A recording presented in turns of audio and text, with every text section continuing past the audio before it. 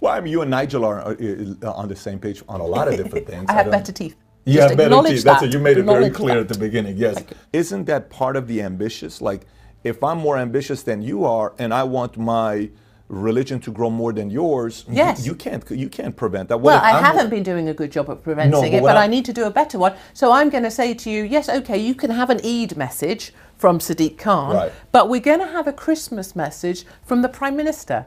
Have you seen Theresa May's Eid message? Literally this year. She looked like she was in a hostage video. She was literally thanking our British Muslims so hard, she looked like she was taken hostage by Al-Qaeda. I was like, blink twice if you need help, Theresa, blink twice. Even your mayor, think about your mayor. I don't even want to think about my mayor. How do you feel about your mayor? As useful as tits on a nun. Yeah, it's pretty useless. Mm. He is knife crime up by 75%, murders up by 82%. He is the most useless mayor we have ever had, but because his voter base are Muslim and London is a densely packed Muslim community, he knows he can get back into power. He doesn't need to do anything but placate the Muslim voters who will vote for him. Hence we had an Eid party just over there down the road at Trafalgar Square. A party thrown for his Muslim voter base because they'll vote for him. Doesn't that mean the point system may not work? Well, no, it means that we need to do a much better job of defending our Christian culture, and very clearly we've let that fall in the UK. I think the Christian culture is more passive than the... Yes, I agree with you. I think the Christian culture, I had a meeting with a group of pastors in, I think we were in Newport Beach is where we were at, right? And we got up and I started speaking to them about what I think the Christian churches are not doing right. I think they don't support each other anymore as much as they used to. Businesses don't help them. It's very much of, no, my congregation, my congregation, my congregation. In our congregation, we believe in sprinkle, we dip, we do this, so many different things. And the Muslim community sounds, they're more united than the Christian community, and that's why they got, what, 1.5 billion people around the world. I don't know the exact number, but I think it's around 1.3 to 1.5 billion people around the world. I see more ambition there than I see on the Christian side. So I don't think this is a issue of religion. More the leaders at the top are not as ambitious as the other ones. So how can you, if it goes at this pace, and it is going at this pace. By the way, donations on Christian churches have been flat for a long time. It's not going up. The only denomination that's grown, not the only denomination, there's a few that are growing. LDS Mormonism's growing very, very fast.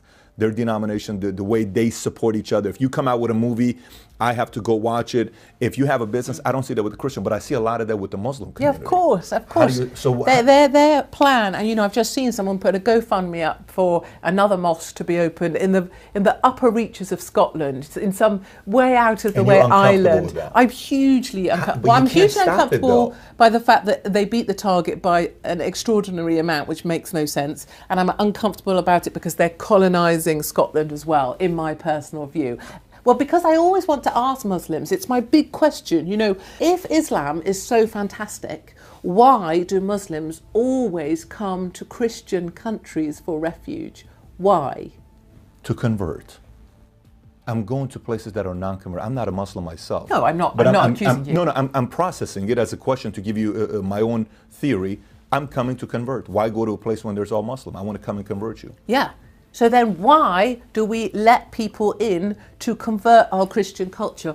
At what point did we become appeasers? At what point did we go from being Winston Churchill, blah, blah, blah, our darkest hour, fight them on the beaches? How do we go from that to all of those people out there right now that are happy to lie down, let our country be taken over, give sovereignty to Spain, tell France it can fish in our waters? What became of us? Where are my strong men? Where are my British men? It's what Americans ask me all the time. What happened to British men? If I have to put it on somebody, isn't that the fault of the churches being united on the same page to be just as ambitious and competitive to want to drive their message out? Because in reality, and for people like me who haven't been religious enough. But think about it. Think about this. You believe in free enterprise. Yes, You're pro business, pro capitalism. Massive. Yeah, myself as well. So, so competitive. Let's see who produces better product. If you believe in capitalism and pro competition, isn't there an element of that in religions as well to see who's the most competitive to be able to convert the most people? Because if that's the case, they're winning.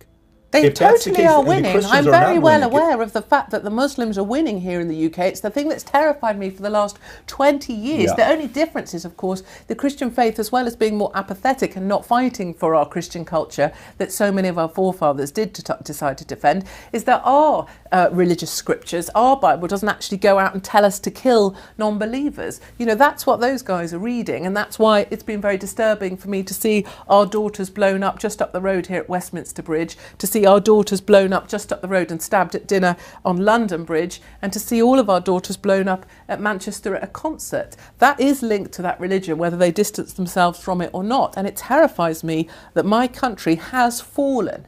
And my message to America is always, do not let yourselves fall as we have fallen. Do not let yourself get to the point where you're getting emails from 87-year-olds saying, I'm glad that I will die before I see my country fall. And I look at Minneapolis, or mini Somalia, and I look at Minnesota and what you guys just did in your midterms, and you can't see it coming, that you just changed your rules on headwear just like that. Just like that. Ilhan Omar walks in, boom, change the headwear.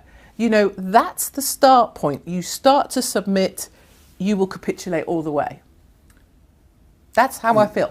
And that's a good assessment you're making. I think Europe is a testing ground for U.S. Right. Well, then be scared. Yeah, no, that's what I'm saying. If somebody's watching this, first you test your methods here, and then we're going to come to the big dogs, big boys in U.S. and say, hey, let's see if we can go against them. That's almost what it seems like. And that's happening. the message from South Africa. I spent 3 weeks with South African farmers being hunted off their land now. You know, they say they have 2 years left before there will be no whites in South Africa. And the message from South African farmers is, do not lay down your arms. You know, they will come for your arms. And of course, the Second Amendment is the thing that they come straight after. Do not lay down your arms.